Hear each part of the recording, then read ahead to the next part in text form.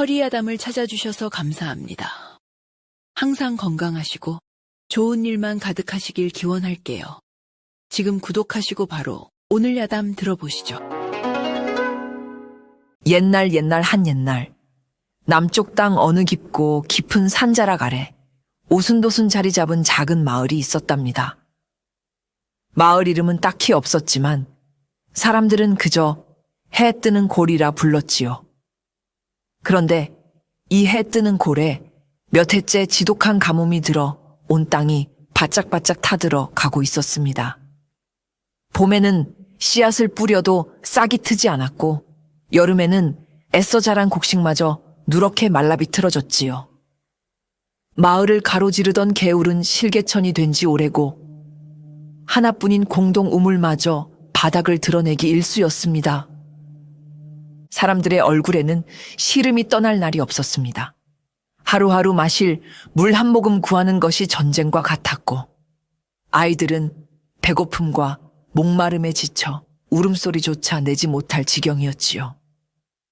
밭에는 먼지만 풀풀 날리고 산에는 짐승들마저 자취를 감추었습니다. 마치 하늘이 이 작은 마을을 잊어버린 듯 절망만이 공기처럼 마을을 뒤덮고 있었습니다. 사람들은 해가 뜨는 것을 두려워했고 비 한 방울 내리지 않는 캄캄한 밤을 원망하며 신음했습니다. 이 해 뜨는 골에 연화라는 처녀가 살고 있었답니다. 연고처럼 맑고 고운 심성을 지녔지만 그녀의 삶 또한 가뭄 든 땅처럼 척박하기만 했지요. 아버지는 일찍 여의고 병든 홀어머니를 모시며 근근히 살아가고 있었습니다. 끼니를 거르는 날이 허다했고 어머니의 약값 마련은 하늘의 별 따기보다 어려웠습니다. 그러던 어느 캄캄한 금은밤 연화의 어머니는 며칠째 물 한 모금 제대로 넘기지 못하고 기력이 쇠하여 금방이라도 숨이 넘어갈 듯 위태로운 상태였습니다. 연화는 텅 빈 물독을 바라보며 절망감에 휩싸였지요. 이대로 어머니를 떠나보낼 수는 없었습니다. 그녀는 마지막 지푸라기라도 잡는 심정으로 집을 나섰습니다. 향한 곳은 마을 뒷산 중턱. 지금은 폐허가 되었지만 오래전에는 마을 사람들이 정성껏 재를 올리던 낡은 사당터였습니다. 연화는 그곳에 털썩 주저앉아 하늘을 향해 두 손을 모으고 간절히 빌기 시작했습니다. 하늘이시여 부디 굽어 살펴 주시옵소서. 이 가엾은 백성들에게 단비 한 줄기 내려주시옵고 병든 제 어미를 살려주시옵소서. 그녀의 애절한 기도는 눈물과 함께 밤하늘로 흩뿌려졌습니다. 얼마나 시간이 흘렀을까요? 연화가 지쳐 쓰러질 듯 기도를 마치고 일어나려던 순간 그녀의 발치에서 무언가 은은한 빛을 내는 것이 보였습니다. 달빛도 없는 캄캄한 밤이었기에 그 빛은 더욱 도드라졌지요. 연화는 조심스럽게 다가가 흙을 파헤쳤습니다. 그러자 손바닥만 한 크기의 매끄럽고 차가운 돌멩이 하나가 모습을 드러냈습니다. 그런데 신기하게도 그 돌에서는 마치 달의 전기를 머금은 듯 맑고 푸른빛이 은은하게 새어나오고 있었습니다. 연화는 난생 처음 보는 기이한 돌에 넋을 잃고 바라보았습니다. 그것은 바로 아주 오랜 옛날부터 이 산자락에 전해져 내려오던 전설 속의 신비한 돌, 월정석이었습니다. 달의 전기를 받아 물을 부르고 생명을 키우는 힘을 지녔다는 바로 그 돌 말입니다. 연화는 홀린 듯 월정석을 집으로 가져왔습니다. 돌은 여전히 은은한 푸른빛을 발하고 있었고 만지는 손끝으로 맑고 시원한 기운이 느껴졌지요. 그녀는 돌을 깨끗이 씻어 병든 어머니의 머리맡에 가만히 놓아두었습니다. 그리고는 자신도 모르게 스르르 깊은 잠에 빠져들었답니다. 다음 날 아침 연화는 지저귀는 새소리에 잠이 깼습니다. 밤새 무슨 일이 있었는지 온몸이 날아갈 듯 가뿐했지요. 그런데 더욱 놀라운 일이 벌어졌습니다. 간밤까지만 해도 금방이라도 숨이 끊어질 듯 위태로웠던 어머니가 평온한 얼굴로 잠들어 있었고, 이마를 짚어보니 불덩이 같던 열도 신기하게 내려 있었던 것입니다. 심지어 어머니는 오랜만에 물이 먹고 싶구나 하며 연화에게 말을 건네기까지 했습니다. 연화는 기쁨에 넘쳐 부엌으로 달려갔습니다. 그런데 어제 분명 바닥까지 긁어 비웠던 물독에 마치 새벽 이슬이 맺힌 것처럼 맑고 깨끗한 물이 한 사발 정도 고여 있는 것이 아니겠습니까? 연화는 자신의 눈을 의심했습니다. 간밤에는 비 한 방울 내리지 않았는데 어찌 된 영문일까요? 그녀의 시선이 문득 방 안 어머니 머리맡에 놓인 월정석으로 향했습니다. 돌은 여전히 신비로운 푸른빛을 발하고 있었지요. 설마 이 돌 때문인가? 연화는 반신반의하며 월정석을 물독 안에 살짝 담가 보았습니다. 그러자 놀랍게도 돌 주변으로 물방울이 맺히기 시작하더니 아주 조금씩이지만 물의 양이 늘어나는 것이었습니다. 연화는 숨을 삼켰습니다. 월정석의 전설이 사실이었던 것입니다. 이 돌에는 정말로 물을 부르고 생기를 북돋우는 신비한 힘이 깃들어 있었습니다. 그녀는 이 기적 같은 사실에 가슴이 벅차올랐지만 동시에 이 엄청난 비밀을 어찌해야 할지 몰라 두려움도 밀려왔습니다. 월정석의 신비한 힘을 확인한 연화는 며칠 동안 아무에게도 이 사실을 알리지 않고 몰래 돌의 힘을 빌려 어머니를 간호하고 겨우 마실 물을 얻었습니다. 하지만 그녀의 마음속에는 궁금증과 함께 불안감이 점점 커져갔지요. 이 돌은 대체 무엇이며 어떻게 사용해야 하는 것일까? 혹시 잘못 사용했다가 더 큰 화를 입는 것은 아닐까? 고민 끝에 연화는 마을 사람들이 좀처럼 가까이 하려 하지 않는 뒷산 깊은 곳, 산지기 할아버지가 사는 오두막을 찾아가기로 마음먹었습니다. 산지기 할아버지는 평생을 이 산에서 살아온 사람으로 산의 정기와 풀 한 포기, 돌멩이 하나의 이치까지 꿰뚫고 있다는 소문이 자자한 신비로운 노인이었습니다. 어떤 이들은 그를 산신령의 현신이라 여기기도 했지요. 연화는 떨리는 마음으로 월정석을 품에 숨기고 산지기 할아버지의 오두막을 찾았습니다. 깊은 산속, 낡았지만 정갈한 오두막에서 나온 할아버지는 백발의 수염이 허리까지 내려왔고 눈빛은 깊고 맑았습니다. 연화가 머뭇거리며 월정석을 꺼내 보이자 할아버지의 눈빛이 순간 빛나는 듯 했습니다. 허허, 이 귀한 것을 네가 어찌. 할아버지는 돌을 받아들고 한참을 들여다보더니 나지막이 말했습니다. 이것은 월정석이라 하는 물건이다.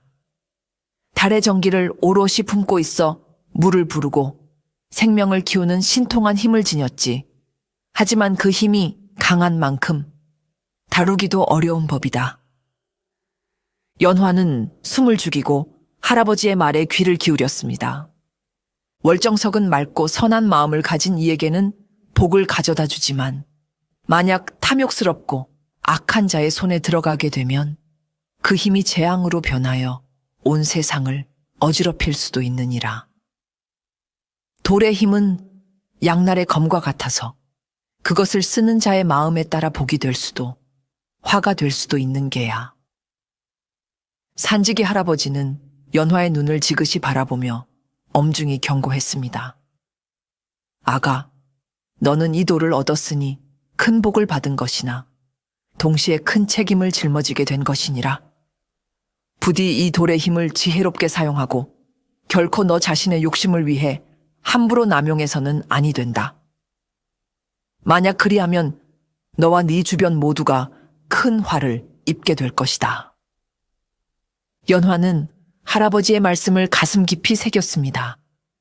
월정석의 힘이 단순한 기적이 아니라 무거운 책임과 함께 온다는 것을 깨달은 것이지요. 그녀는 할아버지께 깊이 감사 인사를 드리고 다시 한번 마음을 다잡으며 산을 내려왔습니다. 지독한 가뭄은 연환의 마을뿐만 아니라 인근 고을까지 그늘을 들이우고 있었습니다. 특히 연환의 마을과 고개 하나를 사이에 둔 이웃 고을은 비록 큰 고을이었지만 역시 물 부족으로 민심이 흉흉해지고 있었지요. 도둑이 들끓고 굶주린 백성들의 원성이 자자했습니다. 이 고을에는 민씨 가문이라는 대대로 이름난 부잣집이 있었습니다. 그리고 그 집에는 민도령이라 불리는 젊은 외아들이 있었는데 그는 일찍이 부모님을 여의고 젊은 나이에 막대한 재산을 물려받아 집안을 이끌고 있었지요. 민도령은 훤칠한 외모에 학식도 뛰어나고 성품 또한 대쪽 같다는 평을 받았지만 어딘지 모르게 차갑고 도도한 구석이 있어 사람들이 쉽게 다가가기 어려워하는 인물이었습니다. 하지만 그는 겉보기와 달리 속정이 깊고 백성을 아끼는 마음이 남달랐습니다. 그는 연일 계속되는 가뭄과 그로 인해 고통받는 백성들의 모습을 보며 깊은 시름에 잠겨 있었지요. 그는 자신의 곳간을 열어 굶주리는 이들에게 곡식을 나누어 주고 마실 물을 구하기 위해 사방으로 사람을 보내는 등 구휼에 힘썼습니다. 하지만 그것은 임시방편일 뿐 가뭄을 근본적으로 해결할 방도를 찾지 못해 애를 태우고 있었습니다. 그는 밤마다 서재에 홀로 앉아 이 난국을 타개할 묘책을 찾기 위해 고심하고 있었답니다. 이처럼 다른 듯 닮은 고민을 안고 있는 연하와 민도령의 운명은 곧 예기치 않은 곳에서 교차하게 될 터였습니다. 연환의 마을에는 박참봉이라는 자가 있었습니다. 그는 마을의 이장이랍시고 온갖 위세를 부렸지만 실상은 자기 배만 채우는데 혈안이 된 욕심쟁이 지주였지요. 가뜩이나 가뭄으로 민심이 흉흉한데 박참봉은 이 기회를 이용해 자신의 사리사욕을 채우려 더욱 악랄하게 굴었습니다. 그에게는 마을에서 유일하게 아직 마르지 않은 개인 우물이 하나 있었습니다. 다른 사람들은 목이 타들어 가는데도 그는 자신의 우물물을 빗장을 걸어 잠그고는 터무니없이 비싼 값에 팔아넘기거나 물 한 동이에 과도한 노동을 요구하며 농민들을 착취했지요. 심지어 물을 미끼로 농민들의 얼마 남지 않은 땅 문서를 헐값에 사들이려는 수작까지 부렸습니다. 이보게들, 물이 그리 급하면 내 우물물을 사다 쓰면 될 것 아닌가? 물론 공짜는 아닐세. 세상에 공짜가 어디 있겠는가? 허허. 박참봉은 기름진 얼굴에 음흉한 미소를 흘리며 사람들의 절박함을 즐기는 듯 했습니다. 그의 횡포에 마을 사람들의 원성은 하늘을 찔렀지만 그의 권세와 재력 앞에서 누구 하나 감히 맞서지 못하고 속만 끓이고 있었지요. 특히 연환애처럼 힘없고 가난한 집은 그의 좋은 먹잇감이 되기 십상이었습니다. 박참봉은 연화 어머니의 병세가 깊어가는 것을 핑계 삼아 약값이라도 보태주겠으니 그깟 밭되기쯤이야 나에게 넘기라며 노골적으로 땅을 빼앗으려 들었습니다. 연화는 그의 탐욕스러운 눈빛을 볼 때마다 치가 떨렸지만 섣불리 반항했다가는 어떤 해코지를 당할지 몰라 그저 입술만 깨물어야 했습니다. 박참봉의 횡포가 날로 심해지고 마을 사람들의 고통이 깊어가는 것을 보면서 연화의 마음은 더욱 무거워졌습니다. 그녀에게는 월정석이라는 비밀스러운 희망이 있었지만 산지기 할아버지의 경고 때문에 함부로 그 힘을 사용할 수도 없는 노릇이었지요. 만약 돌의 힘을 잘못 사용했다가 더 큰 재앙이라도 닥치면 어찌한단 말인가. 그녀는 밤마다 월정석을 꺼내보며 깊은 고민에 빠졌습니다. 하지만 언제까지고 이 절망적인 상황을 지켜보고만 있을 수는 없었습니다. 굶주림과 목마름에 지쳐 쓰러져가는 이웃들, 그리고 박참봉의 탐욕에 신음하는 마을 사람들을 외면할 수는 없었지요. 연화는 마침내 큰 결심을 했습니다. 산지기 할아버지께서는 지혜롭게 사용하라 하셨다. 내 욕심이 아니라 마을 사람들 모두를 위한 일이라면 월정석의 힘을 빌려도 되지 않을까? 그녀는 월정석을 이용해 마을의 공동 우물에 다시 물이 솟아나게 하기로 마음먹었습니다. 물론 박찬봉의 눈을 피해야 했고 돌의 힘을 남용하지 않도록 극도로 조심해야 했습니다. 그것은 위험한 도박이었지만 연화에게는 달리 선택의 여지가 없었습니다. 그녀는 병든 어머니와 고통받는 마을 사람들을 위해 자신의 모든 용기를 끌어모아 이 위험한 일에 뛰어들기로 결심한 것입니다. 그날 밤부터 연화의 비밀스러운 움직임이 시작되었습니다. 그녀는 모두가 깊이 잠든 한밤중을 이용해 월정석을 품에 숨기고 조심스럽게 마을 공동 우물로 향했지요. 사방은 칠흑 같은 어둠에 잠겨 있었고 간간히 들려오는 풀벌레 소리만이 그녀의 외로운 발걸음에 함께했습니다. 우물가에 도착한 연화는 사방을 다시 한번 살핀 후 품속에서 월정석을 꺼냈습니다. 돌은 어둠 속에서도 은은한 푸른빛을 발하며 신비로운 기운을 뿜어내고 있었지요. 연화는 두 손으로 월정석을 감싸쥐고 간절한 마음으로 기도했습니다. 부디 이 돌의 힘으로 메마른 땅에 다시 생명의 물이 솟아나게 해주십시오.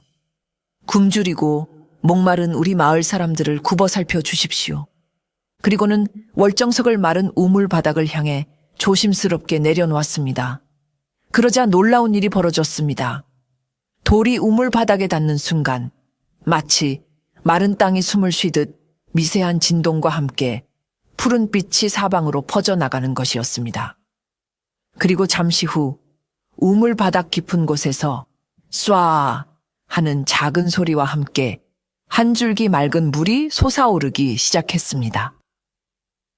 연화는 자신의 눈을 의심했습니다.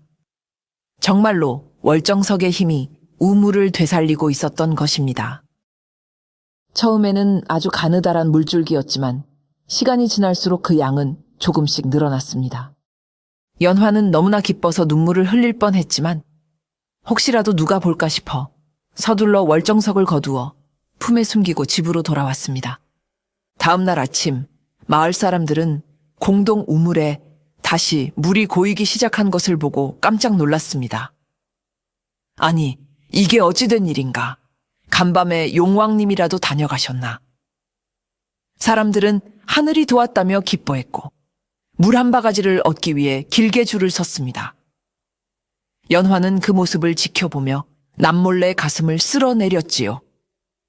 하지만 그녀는 이것이 시작일 뿐이라는 것을 잘 알고 있었습니다. 월정석의 힘은 아직 미약했고 마을 전체의 가뭄을 해결하기에는 턱없이 부족했으니까요. 그리고 무엇보다 이 비밀을 언제까지 지킬 수 있을지 알 수 없었습니다. 마을 공동 우물에 다시 물이 솟아난다는 소문은 박찬봉의 귀에도 금세 들어갔습니다. 그는 처음에는 코웃음을 쳤지요. 말라붙었던 우물에서 물이 나와봤자 얼마나 나오겠느냐. 곧 다시 마를 게 뻔하다. 하지만 며칠이 지나도 우물물이 줄지 않고 오히려 조금씩 더 늘어난다는 이야기가 들려오자 그의 얼굴에 심상치 않은 기색이 떠올랐습니다. 특히 자신의 우물은 여전히 수량이 부족한데 마을 우물만 물이 풍족해지는 것이 아무래도 이상했습니다. 박찬봉은 본래 의심 많고 탐욕스러운 자였습니다. 그는 이 기이한 현상 뒤에 무언가 특별한 비밀이 숨겨져 있을 것이라 직감했지요.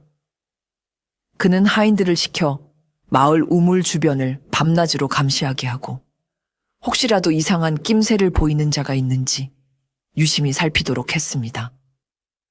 그러던 어느 날 밤 연화가 또다시 몰래 우물가로 향하는 것을 박찬봉의 하수인이 목격하게 되었습니다. 그 하수인은 숨어서 연화가 우물에 무언가를 넣었다 빼는 것을 보았고 그 후 우물물이 더 맑아지는 듯한 느낌을 받았다고 박찬봉에게 보고했지요. 계집년이 필시 요사스러운 술법을 부리는 것이 틀림없다. 아니면 귀한 보물이라도 숨겨두고 있는 것이겠지. 박찬봉의 눈이 탐욕으로 번뜩였습니다. 그는 연화가 가진 비밀, 특히 그 무언가가 물을 나오게 하는 신비한 힘을 지녔을지도 모른다는 생각에 이르자 온몸의 전율을 느꼈습니다. 만약 그것을 손에 넣을 수만 있다면 가뭄 속에서 물을 독점하여 엄청난 부를 쌓을 수 있을 것이기 때문입니다. 그는 당장 연화를 잡아들여 그 비밀을 캐내기로 마음먹었습니다. 바로 그 무렵 이웃 고을의 민도령은 여전히 가뭄 해결책을 찾기 위해 고심하고 있었습니다. 그는 더 이상 탁상 공론만 할 것이 아니라 직접 피해 지역을 돌아보며 백성들의 실정을 살피고 실질적인 도움을 줄 방도를 찾아야겠다고 결심했지요. 그리하여 그는 최소한의 수행원만 데리고 인근 마을들을 순행하기 시작했습니다. 그러다 우연히 연화가 사는 하에뜨는 골래에 들르게 되었습니다. 마을 어귀에 들어서자마자 그는 다른 마을과는 사뭇 다른 분위기를 느꼈습니다. 비록 가뭄의 흔적은 여전했지만 사람들의 얼굴의 절망감보다는 희미하나마 희망의 빛이 감돌고 있었고 마을 공동 우물가에는 사람들이 질서정연하게 줄을 서서 물을 길어가고 있었기 때문입니다. 민도령은 마을 이장인 박찬봉을 만나 사정을 물으려 했지만 박찬봉은 딴청을 피우며 제대로 된 답변을 하지 않았습니다. 오히려 민도령의 등장에 안절부절 못하며 무언가를 숨기려는 듯한 인상만 주었지요. 실망한 민도령이 발길을 돌리려 할 때 우물가에서 물동이를 이고 가던 연화와 마주치게 되었습니다. 연화는 낯선 양반 도령의 등장에 잠시 놀랐지만 이내 침착하게 예를 갖추었습니다. 민도령은 연화의 맑고 총명해 보이는 눈빛과 다부진 태도에 깊은 인상을 받았습니다. 그는 연화에게 마을의 물 사정에 대해 물었고 연화는 숨김없이 솔직하게 이야기해 주었습니다. 비록 최근 우물에 다시 물이 솟기 시작했지만 여전히 부족하며 박찬봉의 횡포 때문에 마을 사람들이 이중으로 고통받고 있다는 사실까지도. 물론 월정석에 대한 이야기는 꺼내지 않았습니다. 민도령은 연화의 이야기를 들으며 그녀의 지혜와 용기에 감탄했습니다. 어린 처녀가 마을의 어려움을 해결하기 위해 애쓰는 모습이 대견하기도 했고 박찬봉의 악행에 대해서는 분노를 느꼈지요. 그는 연화에게 내가 도울 일이 있다면 언제든 말하라며 진심 어린 격려를 건넸습니다. 짧은 만남이었지만 두 사람 사이에는 서로에 대한 좋은 인상과 함께 어떤 예기치 않은 인연에 싹이 트기 시작한 듯 했습니다. 민도령이 마을을 떠난 후 박찬봉의 의심은 더욱 깊어졌습니다. 그는 연화가 민도령과 이야기를 나누는 모습을 멀리서 지켜보았고 혹시라도 연화가 자신의 비리를 외부에 알리거나 도움을 청할까 싶어 초조해졌지요. 그는 더 이상 기다릴 수 없다고 판단하고 그날 밤 당장 연화를 자신의 집으로 잡아들이라 명했습니다. 박찬봉의 수하들에게 강제로 끌려간 연화는 두려웠지만 애써 태연한 척했습니다. 박찬봉은 음흉한 미소를 지으며 연화를 위아래로 훑어보았습니다. 내년이 숨기고 있는 것이 무엇이냐? 공동 우물에 물이 솟게 하는 그 신통한 물건을 어서 내놓아라. 그렇지 않으면 내 어미가 무사하지 못할 줄 알아라. 그는 연화의 가장 큰 약점인 병든 어머니를 걸고 넘어지며 협박했습니다. 연화는 치가 떨렸지만 월정석의 비밀을 쉽사리 발설할 수는 없었습니다. 산지기 할아버지의 경고처럼 이 돌이 박찬봉 같은 탐욕스러운 자의 손에 들어가면 어떤 재앙을 불러올지 알 수 없었기 때문이지요. 쇳내는 아무것도 모릅니다. 우물에 물이 솟은 것은 하늘의 도움이거나 우연일 뿐입니다. 연화는 끝까지 시치미를 뗐습니다. 인연이 아직도 정신을 못 차렸구나. 여봐라, 전연의 어미를 당장 끌고 오너라.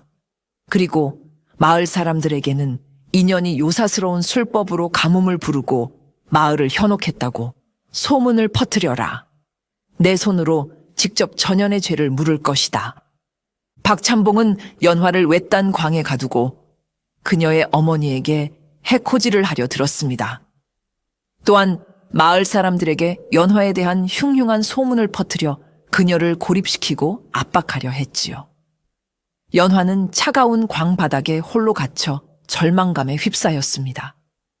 월정석을 지켜야 한다는 마음과 어머니를 구해야 한다는 마음 사이에서 그녀는 뜬 눈으로 밤을 지사오며 괴로워했습니다. 바로 그때 한 줄기 빛처럼 민도령이 다시 마을에 나타났습니다. 그는 연화와의 짧은 만남 이후에도 그녀의 지혜로운 모습과 마을의 어려운 사정이 계속 마음에 걸려 며칠 뒤 남몰래 다시 마을을 찾아왔던 것입니다. 그리고 박찬봉이 연화를 잡아가두고 몹쓸 짓을 꾸미고 있다는 소식을 듣게 되었지요. 민도령은 더 이상 지체할 수 없다고 판단했습니다. 그는 자신의 신분을 밝히고 박찬봉의 집으로 향했습니다. 갑작스러운 민도령의 등장에 박찬봉은 당황했지만 애써 태어난 척하며 그를 맞이했지요. 아니, 귀한 도련님께서 어찌 이런 누추한 곳까지 다시 찾아오셨습니까? 박찬봉, 내가 다 듣고 왔소. 지금 당장 연화 아가씨를 풀어주시오. 죄 없는 백성을 함부로 가두고 협박하는 것은 명백한 월권 행위이며 이는 관에 알려지면 큰 벌을 면치 못할 일이오. 민도령은 단호한 어조로 박찬봉을 꾸짖었습니다. 그의 뒤에는 그가 데려온 건장한 하인 몇몇이 버티고 서 있었지요. 박찬봉은 민도령의 기세와 그의 집안 배경을 익히 알고 있었기에 함부로 맞설 수가 없었습니다. 그는 마지못해 연화를 풀어주었지만 분한 마음에 이를 갈았습니다. 두고 보자. 저 계집과 선비놈을 가만두지 않겠다. 연화는 자신을 구해준 민도령에게 깊은 감사를 표했습니다. 민도령은 연화의 안전을 위해 자신의 하인 몇몇을 마을에 남겨 그녀를 보호하도록 하고 박찬봉의 악행에 대한 증거를 모으기 시작했습니다. 이 일을 계기로 연화와 민도령은 서로에게 더욱 깊은 신뢰와 함께 특별한 감정을 느끼게 되었답니다. 민도령은 연화의 용기와 지혜에 감탄했고 연화는 민도령의 정의감과 따뜻한 마음에 의지하게 되었지요. 두 사람은 이제 단순한 조력자를 넘어 함께 어려움을 헤쳐나가는 동반자가 되어가고 있었습니다. 박찬봉의 위협에서 벗어난 연화는 다시 마을 사람들을 위해 월정석의 힘을 사용하기 시작했습니다. 하지만 이번에는 더욱 조심스러웠지요. 그녀는 민도령과 상의하여 월정석의 힘을 빌리되 결코 남용하지 않고 마을 전체의 가뭄을 해결할 근본적인 방법을 찾는데 집중하기로 했습니다. 연화는 밤마다 몰래 공동 우물에 월정석을 담가 물의 양을 조금씩 늘려나갔습니다. 덕분에 마을 사람들은 당장의 목마름은 면할 수 있었지만 연화는 월정석의 힘에 한계가 있음을 느끼기 시작했습니다. 돌의 힘을 사용할 때마다 푸른 빛이 조금씩 약해졌고 그녀 자신도 이전보다 쉽게 피로감을 느끼고 기력이 쇠하는 것을 알 수 있었지요. 산지기 할아버지를 다시 찾아가 이 사실을 알리자 할아버지는 깊은 한숨을 내쉬며 말했습니다. 아가, 월정석은 달의 전기를 빌려 쓰는 것이니 그 힘이 무한할 수는 없느니라. 너무 자주, 그리고 너무 강하게 힘을 끌어다 쓰면 돌은 그 전기를 모두 잃고 평범한 돌멩이로 변해버릴 것이야. 그리 되면 다시는 그 힘을 빌릴 수 없을 뿐만 아니라 억지로 힘을 짜낸 반작용으로 더 큰 재앙이 닥칠 수도 있느니라. 부디 명심하거라. 돌의 힘은 임시방편일 뿐 진정한 해결책은 사람의 지혜와 노력에서 찾아야 하는 법이다. 연화는 할아버지의 경고를 뼈저리게 받아들였습니다. 그녀는 월정석에만 의존해서는 안 되며 마을의 가뭄을 해결할 다른 방법을 찾아야 한다는 것을 절실히 깨달았습니다. 한편 민도령 때문에 한풀 꺾였던 박찬봉은 여전히 월정석에 대한 미련을 버리지 못하고 있었습니다. 그는 연화가 가진 돌이 보통 물건이 아니며 그것만 손에 넣으면 엄청난 불을 거머쥘 수 있다는 생각에 밤잠을 이루지 못했지요.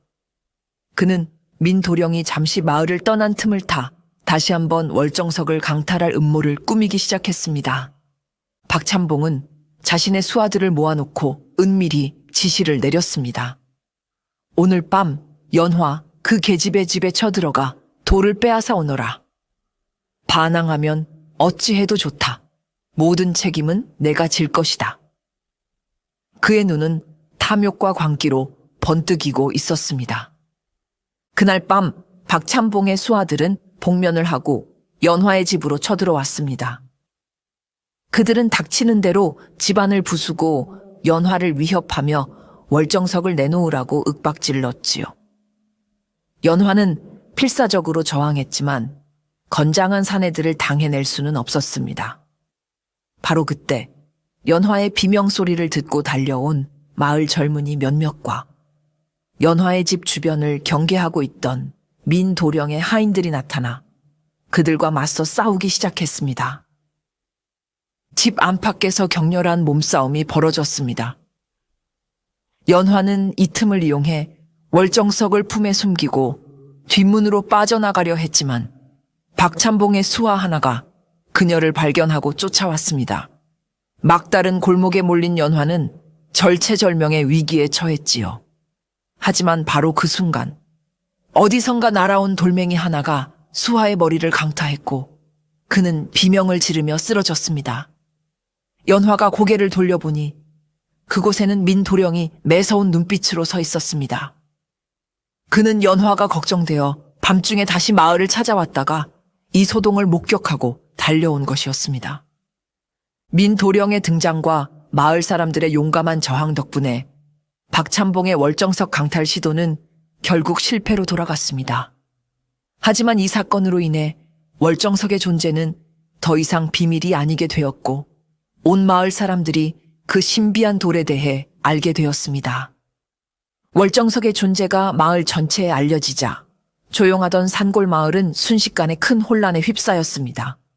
처음에는 연화가 가진 신비한 돌 덕분에 우물물이 마르지 않았다는 사실에 모두 놀라움과 감사를 표했지만 곧이어 사람들의 마음속에는 두려움과 탐욕이라는 어두운 감정들이 싹트기 시작했지요. 어떤 이들은 연화를 하늘이 내린 영웅처럼 칭송하며 그녀가 월정석의 힘으로 마을의 모든 어려움을 해결해 줄 것이라 맹목적으로 믿었습니다. 그들은 연화에게 더 많은 물을 만들어내고 병을 고치고 심지어 풍년까지 들게 해달라고 요구하기 시작했지요. 반면에 어떤 이들은 연화가 가진 신비한 힘을 두려워하고 경계했습니다. 그들은 연화가 요사스러운 술법을 부리는 것이며 월정석이 마을에 더 큰 재앙을 불러올지도 모른다고 수군거렸습니다. 박찬봉은 이 틈을 놓치지 않고 연화에 대한 헛소문을 퍼뜨리며 사람들의 불안감을 더욱 부추겼습니다. 더 나아가 어떤 이들은 월정석의 힘을 사사로이 이용하려는 탐욕을 드러내기도 했습니다. 그들은 월정석은 마을 공동의 재산이니 연화 개인이 소유해서는 안 된다며 돌을 빼앗아 자신들이 관리해야 한다고 주장했습니다. 심지어 밤중에 몰래 연화의 집에 침입하여 월정석을 훔치려다 발각되는 작까지 생겨났지요. 마을은 월정석을 둘러싼 기대와 의심, 탐욕과 두려움으로 인해 두세 갈래로 분열되기 시작했습니다. 한때 가뭄이라는 공동의 위기 앞에서 똘똘 뭉쳤던 마을 사람들은 이제 서로를 믿지 못하고 반목하는 지경에 이른 것입니다. 연화는 이 모든 상황을 지켜보며 깊은 슬픔과 함께 무거운 책임감을 느꼈습니다. 월정석이 가져다준 작은 희망이 오히려 더 큰 갈등의 불씨가 되어버린 것 같아 마음이 아팠습니다. 연화는 마을의 분열과 갈등을 보면서 월정석만으로는 결코 이 가뭄을 근본적으로 해결할 수 없다는 것을 뼈저리게 깨달았습니다. 오히려 돌의 신비한 힘에 대한 의존과 탐욕이 마을을 더욱 위험하게 만들고 있었습니다. 그녀는 산지기 할아버지의 진정한 해결책은 사람의 지혜와 노력에서 찾아야 한다는 말씀을 다시 한번 떠올렸지요. 그녀는 민도령과 깊이 상의한 끝에 더 이상 월정석의 힘에 의존하지 않고 마을에 안정적으로 물을 공급할 수 있는 다른 방법을 찾기로 결심했습니다. 그것만이 마을의 분열을 막고 진정한 해결을 가져올 수 있는 길이라 믿었기 때문입니다. 연화는 어려서부터 마을 뒷산을 제 집처럼 드나들었기에 산의 지형과 물줄기에 대해 누구보다 잘 알고 있었습니다. 그녀는 민도령에게 자신의 생각을 이야기했습니다. 도련님, 저희 마을 뒷산 너머에는 사계절 마르지 않는 큰 계곡이 하나 있습니다. 그곳에 물을 마을로 끌어올 수만 있다면 이 지긋지긋한 가뭄에서 벗어날 수 있을 것입니다. 다만 그 길이 몹시 험하고 물길을 내는 것이 쉽지 않아 그동안 아무도 엄두를 내지 못했을 뿐입니다. 민도령은 연화의 말에 귀를 기울였습니다. 그는 즉시 사람들을 풀어 연화가 말한 계곡을 조사하게 했고 과연 그곳에는 풍부한 수원이 존재한다는 것을 확인했습니다. 문제는 그 물을 어떻게 마을까지 끌어올 것인가 하는 것이었지요. 하지만 민도령은 포기하지 않았습니다. 그는 자신의 재산을 털어 물길을 내는데 필요한 도구와 기술자들을 수소문하기 시작했고 연화는 마을 사람들을 설득하여 이 대역사에 함께 힘을 모으자고 호소했습니다. 처음에는 많은 마을 사람들이 반신반의했습니다. 월정석이라는 신비한 돌이 있는데 굳이 그런 힘든 고생을 해야 하냐며 불평하는 이들도 있었지요. 하지만 연화와 민도령은 진심을 다해 그들을 설득했습니다. 여러분, 월정석의 힘은 언젠가 닿을지 모릅니다. 하지만 우리가 힘을 합쳐 만든 물길은 영원히 우리 마을을 지켜줄 것입니다. 하늘은 스스로 돕는 자를 돕는다고 했습니다. 우리 손으로 이 위기를 극복해냅시다. 연화의 간절한 호소와 민도령의 헌신적인 지원에 마을 사람들의 마음도 조금씩 움직이기 시작했습니다. 그들은 더 이상 헛된 기대나 근거 없는 비난에 휘둘리지 않고 자신들의 힘으로 미래를 개척해야 한다는 것을 깨달은 것이지요. 그날부터 온 마을 사람들이 하나가 되어 물길을 내는 작업에 매달렸습니다. 남자들은 험한 산을 깎아 수로를 만들고 여자들은 그들에게 음식을 날라주며 힘을 북돋았습니다. 민도령은 필요한 자금과 물자를 아낌없이 지원했고 연화는 지혜와 격려로 사람들을 이끌었습니다. 땀과 눈물, 그리고 희망이 뒤섞인 힘겨운 시간들이었지만 그 누구도 포기하지 않았습니다. 마침내 몇 달간의 고된 노력 끝에 계곡의 맑은 물이 수로를 따라 연환의 마을로 흘러 들어오기 시작했습니다. 메말랐던 논밭이 다시 생명의 물로 촉촉이 적셔지는 순간 온 마을 사람들은 서로 부둥켜 안고 기쁨의 눈물을 흘렸습니다. 그들은 마침내 월정석이라는 신비한 힘이 아닌 그들 자신의 땀과 노력으로 지긋지긋한 가뭄을 이겨낸 것입니다. 마을에는 진정한 의미의 축제가 열렸고 사람들은 연화와 민도령의 공을 칭송하며 밤늦도록 풍악을 울렸습니다. 마을에 다시 맑은 물이 풍족하게 흐르게 되자 신기하게도 연화가 가지고 있던 월정석의 푸른빛이 서서히 약해지기 시작했습니다. 마치 자신의 소임을 다했다는 듯 돌은 점점 평범한 돌멩이의 모습으로 돌아가고 있었지요. 연화는 산지기 할아버지의 말씀을 떠올렸습니다. 돌의 역할이 끝나면 그 힘은 자연으로 돌아가는 법이다. 그녀는 이제 월정석이 더 이상 필요 없음을 알았습니다. 마을 사람들은 이미 자신들의 힘으로 물을 얻는 법을 배웠고 그 과정에서 서로 협력하고 신뢰하는 소중한 가치를 깨달았기 때문입니다. 연화는 달빛이 유난히 밝게 빛나던 어느 날 밤, 월정석을 처음 발견했던 뒷산 사당터로 다시 올라갔습니다. 그녀는 돌을 두 손으로 공손히 받쳐 들고 그동안의 고마움과 함께 이제는 편히 쉬라는 작별의 인사를 속삭였습니다. 그리고는 월정석을 원래 있던 그 자리에 조용히 내려놓았지요. 그러자 돌은 마지막으로 희미한 푸른빛을 한번 발하더니 이내 주변의 흙과 풀 속으로 새우르르 새우며들듯 사라져 버렸습니다. 마치 한바탕 꿈을 꾼 듯 월정석은 그렇게 원래 있던 자연의 품으로 돌아간 것입니다. 연화는 그 자리에 한참을 서서 조용히 빛나는 달을 바라보았습니다. 한편 마을에 물길이 트이고 가뭄이 해결되자 박참봉의 입지는 더욱 좁아졌습니다. 그는 여전히 자신의 잘못을 뉘우치지 않고 마을 사람들을 업신여겼지만 이제 그 누구도 그의 말을 따르거나 그를 두려워하지 않았지요. 결국 민도령은 마을 사람들과 함께 박참봉이 그동안 저질러온 온갖 악행에 대한 증거들을 모아 관에 정식으로 고발했습니다. 관아에서는 즉시 조사에 착수했고 그의 죄상이 낱낱이 밝혀져 그는 결국 파직되어 먼 곳으로 유배를 떠나게 되었다고 합니다. 재산 또한 대부분 몰수되어 가뭄으로 피해를 입은 마을 사람들에게 나누어졌지요. 그렇게 악인의 횡포는 끝이 나고 마을에는 비로소 진정한 정의와 평화가 회복되었습니다. 마을 사람들은 새로운 이장을 뽑고 서로 돕고 의지하며 가뭄으로 피폐해졌던 삶의 터전을 다시 일으켜 세우기 시작했습니다. 이전의 반목과 갈등은 사라지고 마을에는 화합과 희망의 기운이 넘실거렸습니다. 그리고 그 중심에는 언제나 연화와 민도령이 있었습니다.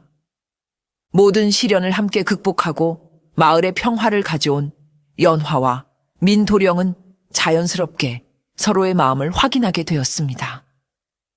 민도령은 더 이상 연화의 신분이나 외모를 개의치 않았습니다. 그에게 연화는 세상 그 누구보다 지혜롭고 용기 있으며 아름다운 여인이었습니다. 그는 정중하게 연화의 홀어머니를 찾아가 연화와의 혼인을 허락해달라고 청했지요. 연화의 어머니는 처음에는 딸이 과분한 대접을 받는 것이 아닌가 하여 망설였지만 두 젊은이의 진심 어린 사랑과 마을 사람들의 뜨거운 지지를 보고는 이내 눈물로 허락했습니다. 신분을 뛰어넘은 그들의 사랑 이야기는 온 마을의 축복 속에 아름다운 결실을 맺게 된 것입니다. 연화와 민도령의 혼례식은 그 어떤 양반가의 혼례보다 성대하고 즐거웠다고 합니다. 비록 화려한 예물이나 값비싼 음식은 없었지만 온 마을 사람들이 진심으로 축하하며 함께 웃고 떠들었기 때문이지요. 연화는 더 이상 가난하고 박색이라 손가락질 받던 산골 처녀가 아니었습니다. 그녀는 지혜와 용기로 마을을 구하고 이웃고을 제일가는 부자 총각의 마음까지 사로잡은 현명하고 아름다운 여인으로 칭송받았습니다. 혼인 후에도 연화는 민도령과 함께 마을 사람들을 돕고 살기 좋은 마을을 만드는 데 힘썼습니다. 그녀의 지혜와 민도령의 재력이 합쳐지자 해 뜨는 골은 예전과는 비교할 수 없을 만큼 풍요롭고 살기 좋은 곳으로 변모해 갔다고 합니다. 그리고 그들의 사랑 이야기는 훗날 자손들에게 그리고 온 나라의 신비로운 월정석의 전설과 함께 전해지며 진정한 용기와 지혜 그리고 신분을 넘어선 아름다운 사랑의 가치를 일깨워주는 감동적인 야담으로 오래오래 남게 되었답니다. 남게 되었답니다. 남게 되었답니다. 남게 되었답니다. 남게 되었답니다. 남게 되었답니다. 남게 되었답니다. 남게 되었답니다. 남게 되었답니다. 남게 되었답니다. 남게 되었답니다. 남게 되었답니다. 남게 되었답니다. 남게 되었답니다. 남게 되었답니다. 남게 되었답니다. 남게 되었답니다. 남게 되었답니다. 남게 되었답니다. 남게 되었답니다. 남게 되었답니다. 남게 되었답니다. 남게 되었답니다.